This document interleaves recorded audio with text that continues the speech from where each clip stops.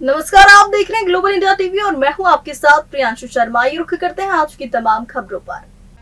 आज गुजरात के गांधीनगर में धर्म सांसद कन्हैयालाल पांड्या के घर ज्योतिष पीठ के शंकराचार्य जगत गुरु स्वामी अविमुक्तेश्वरानंद सरस्वती जी पधारे। इस अवसर पर गांधीनगर के सामाजिक, राजकीय और धार्मिक संस्थाओं के प्रमुख पदाधिकारी उपस्थित रहे। इस अवसर पर शंकराचार्य स्वामी अविमुक्तेश्वरानंद सरस्वती जी ने ज्ञान सभा को संबोधित किया। उन्होंने बताया कि वेदों के काल से ही हमारे पूर्वजों ने गाय को माता कहा और गाय को अवध्या कहा गया, यानी कि गाय का वध नहीं किया जा सकता। गाय की पूजा अर्चना करके उनका आशीर्वाद लिया जाता है। लेकिन जब हमारे देश में गुलामी लग गई, तब हमारे धर्म के विरोधी हम पर शासन कर रहे थे। उस समय हमें चढ़ाने के लिए, हमें दुख पहुंचाने के लिए उन लोगों ने गाय को मारना शुरू किया। बाद में अंग्रेजों ने भी चालू रखा। तब हमने स्वतंत्रता पाने के लिए आंदोलन चलाया और अंग्रेजों को भगाया कि अब हमारे देश में गाय को मारा नहीं जाएगा। लेकिन आज 75 वर्ष हमें आजादी मिले हो गया, लेकिन आज भी गाय को मारा जा रहा है। उसके विरोध में देश में गौहत्या विरोधी कानून लाया जाए। उसके उपलक्ष्य में आगामी 10 मार्च को भारत बंद का ऐलान किया जाता है और गौहत्या बंद हो और गाय को राष्ट्रमाता घोषित किया जाने की मांग करने की बात कही। और आगे ज्ञानवापी के विषय में जब उनसे पूछा गया, तब स्वामी जी ने बताया कि ज्ञानवापी में नीचे के परिसर में पूजा की अनुमति हमें मिली है और ऊपर के तल पर जल्द से जल्द हमें पूजा की अनुमति मिले और जल्द से जल्द पूरी तरह से उनका कब्जा हटे और पूरी तरह से ज्ञानवापी की हमारी जगह है वो हमें प्राप्त हो जाए। देखिए,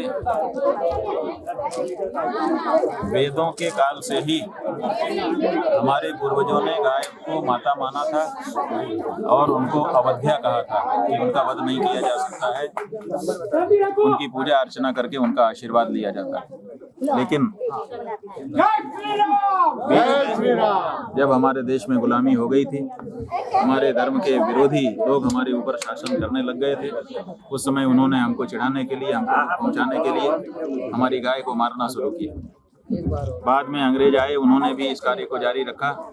तब हम उनके खिलाफ खड़े हुए और हमने स्वतंत्रता का संग्राम लड़ा और उनको देश से भगाया, ये सोच करके कि इनके चले जाने के बाद हमारी गाय बचेगी। लेकिन दुख की बात है कि 75 वर्ष हो गए हैं, लेकिन अभी तक गौहत्या बंदी का कानून पास हमारे संसद के द्वारा नहीं हो सका है। इसलिए अब जब 75 वर्ष पूरे हो गए हैं और ये प्रचार किया जा रहा है कि राम जी आ गए हैं, तो राम जी के आ जाने के बाद भी अगर गौहत्या होती रहेगी तो ये राम जी के आने का जो उत्साह है, उल्लास है, वो कमजोर हो जाएगा और राम जी के आना भी व्यर्थ ही समझा जाएगा। इसलिए अब हम लोगों ने तय किया है कि किसी हालत में अब हम गौहत्या को स्वीकार करेंगे नहीं और इसीलिए एक संदेश देश की केंद्र सरकार को सुनाने के लिए 10 मार्च को कार्यकर्ताओं ने, जो गौभक्त है, उन्होंने घोषणा की है कि 10 मार्च को दिन में 10 बजे 10 मिनट के लिए सब लोग अपने अपने घर से निकल करके अपने सामने की सड़क पर खड़े होंगे और गौहत्या बंदी करो और राष्ट्रमाता घोषित करो गाय को, इस बात की मांग है। देखिए, काशी विश्वनाथ जी का जो मंदिर है वो हमारा पूजा स्थान है।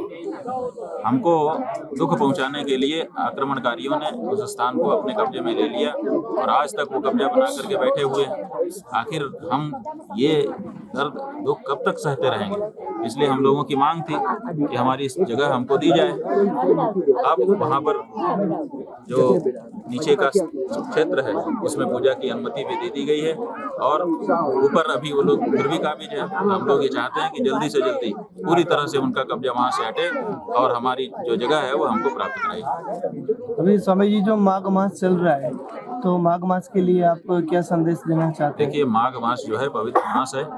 इसी महीने में पवित्र नदियों में स्नान करने से पापों से मुक्ति होती है और जो देवताओं का दिन होता है वो मनुष्यों के मान से 1 वर्ष का होता है। तो ये माघ मास जो है देवताओं की सुबह है, देवताओं का प्रातः काल है। इसलिए इसमें बहुत ही सुंदर आध्यात्मिक वातावरण होता है और इस आध्यात्मिक वातावरण का प्रत्येक व्यक्ति को लाभ लेना चाहिए। और ठीक इसी के बाद शिवरात्रि का अवसर आता है जिसमें भगवान शिव की आराधना करके अपने वर्ष की शुरुआत अच्छे से की जा सकती है। ग्लोबल इंडिया के लिए गांधीनगर गुजरात से अवकाश बारोट की रिपोर्ट।